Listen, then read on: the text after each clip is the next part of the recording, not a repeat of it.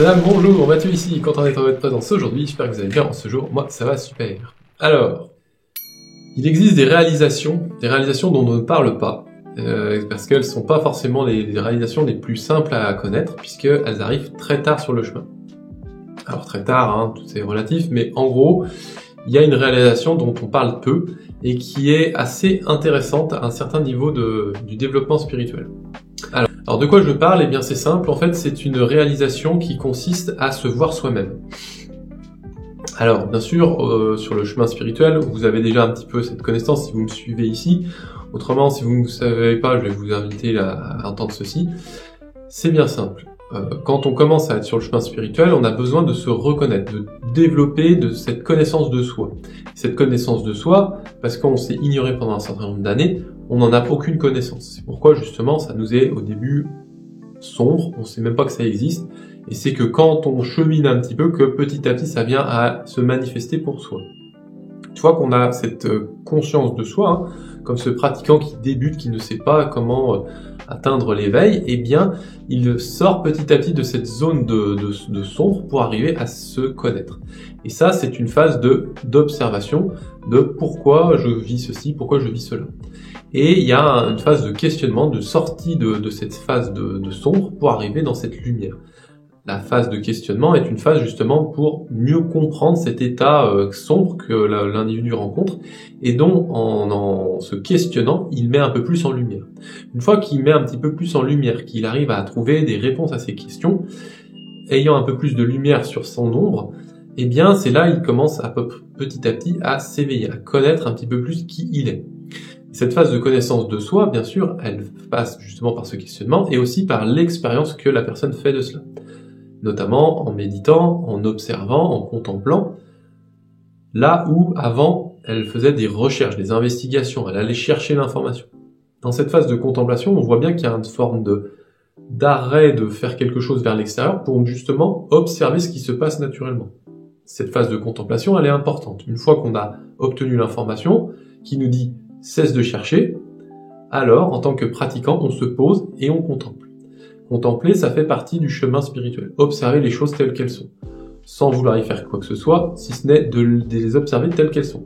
Et là, le pratiquant rentre dans cette deuxième phase d'observation. Cette phase d'observation lui permet justement d'arrêter donc de chercher, comme je le dis déjà, mais aussi de vous observer qu'il y a bien des choses qui se manifestent, et en prenant conscience, ça révèle sa véritable nature à l'intérieur de lui. C'est-à-dire que eh bien, il est comme ce spectateur qui est devant un écran, qui écoute quelque chose, ça se passe devant lui, mais il n'est pas le film. Il est simplement l'observateur qui regarde un film. Une fois qu'il prend conscience de cela, cet individu, petit à petit, voit qu'en fait, il y a sa conscience qui est en lui, qui, sous le fait que lui, l'individu, il observe quelque chose dans le monde, cette conscience lui permet de comprendre ce qui se passe en lui et autour de lui, au travers de cette présence.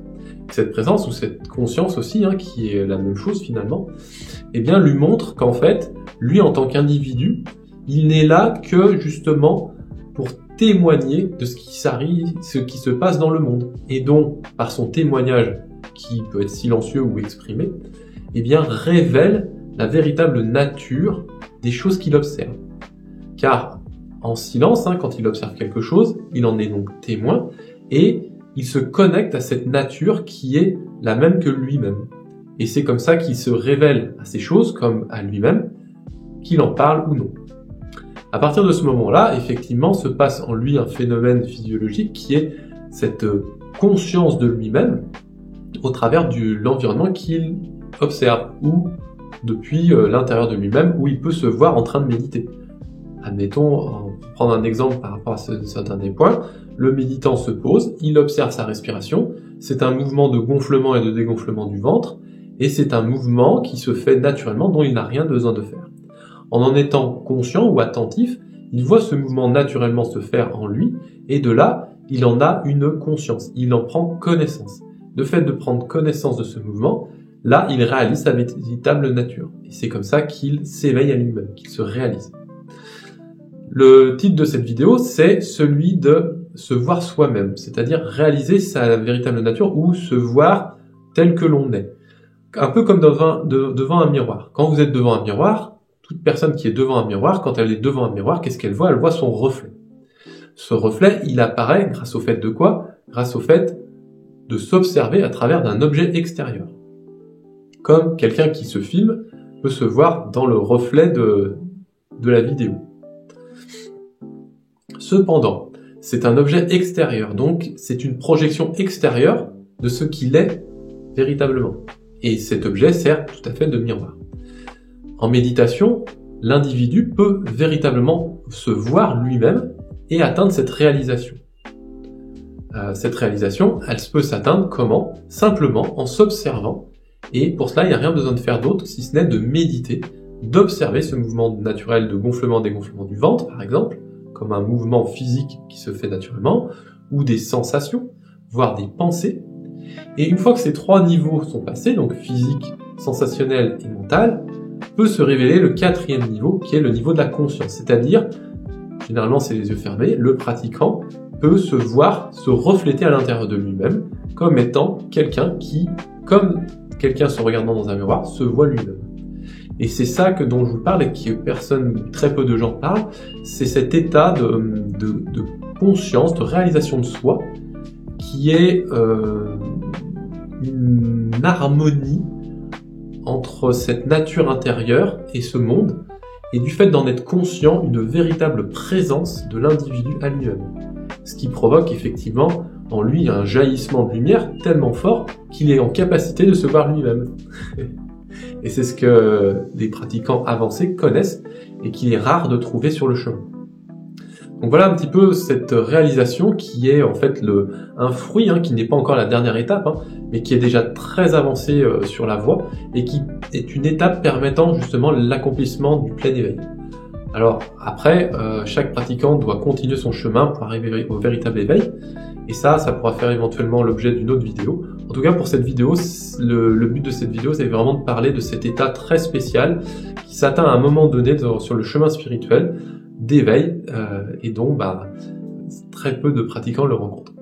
Voilà, je vous remercie de m'avoir écouté, je vous souhaite de passer une bonne journée, et puis pour ceux qui veulent aller plus loin, n'hésitez pas à visionner les vidéos sur ce compte YouTube, où il y a énormément de contenu sur de sagesse, de méditation, d'éveil. Vous pouvez également voir d'autres réseaux sur lesquels je partage d'autres contenus qui sont pas forcément les mêmes, sur TikTok, sur Facebook, sur Instagram, sur mon site internet. Enfin, il y a pas mal d'endroits où vous pouvez trouver du contenu parlant d'éveil, de sagesse, de méditation. Et puis pour ceux et celles qui souhaitent avoir un accompagnement plus personnalisé ou qui veulent des réponses qui leur sont plus propres, à ce moment-là, vous pouvez me contacter en message privé et puis vous pouvez éventuellement demander un coaching. La première heure est offerte et puis ensuite, suivant votre engouement, si vous êtes cette personne à vouloir avoir un peu plus d'informations, eh bien on peut mettre en place quelques séances comme ça de méditation ou de coaching plus personnalisé pour justement vous permettre de progresser ou peut-être de débloquer quelque chose dans votre cheminement pour voir peut-être un angle plus large de ce que vous rencontrez et peut-être répondre à quelques interrogations que vous pouvez vous poser. Voilà, encore une fois, je vous remercie de m'avoir écouté, je vous souhaite de passer une bonne journée et puis puissiez-vous vous réaliser tel l'éveillé. Salut!